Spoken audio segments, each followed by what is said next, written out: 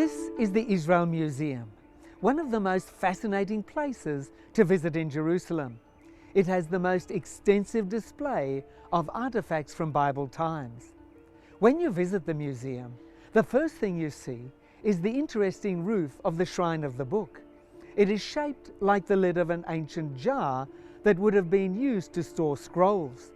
Under its roof is the exhibition area that traces the story of the Dead Sea Scrolls. Now, the Dead Sea Scrolls are ancient manuscripts that were discovered in pottery jars that had been hidden in caves along the shores of the Dead Sea. They are invaluable as they are the oldest and largest cache of ancient Bible manuscripts ever found.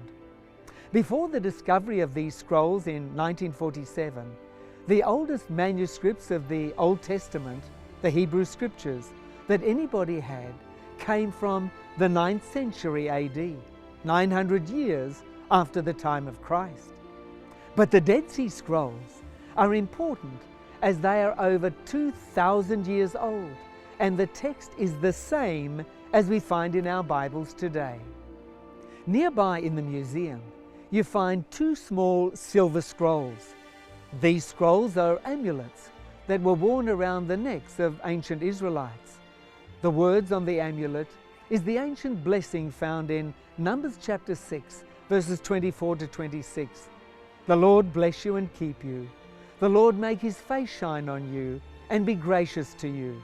The Lord turn his face towards you and give you peace. The silver scrolls were discovered in 1979 in ancient tombs at Ket of Hinnom near the St. Andrew's Scottish Church in Jerusalem. The silver scrolls are the oldest biblical text ever found.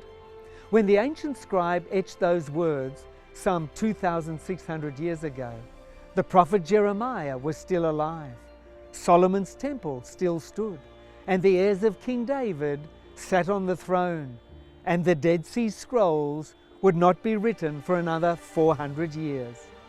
Now, in Bible times, the ancient Jewish burial process was to lay the deceased on a slab of rock in a cave dedicated as a burial tomb. A headrest area was cut into the rock, and the body lay there until it decomposed. Then the bones were gathered and placed into an ossuary or bone box. This box was then placed with other bone boxes of the family further back in the cave. Here you can see the elaborate bone box or ossuary for Caiaphas, the high priest in the temple during the time of Jesus. Another famous archaeological item here in the museum is the bone from a crucified man. This wooden block shows the cruel method of execution that was used by the Romans.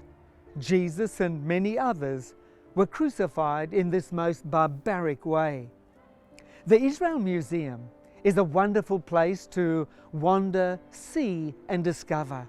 You can step back in time as you see the artifacts from ancient Bible times.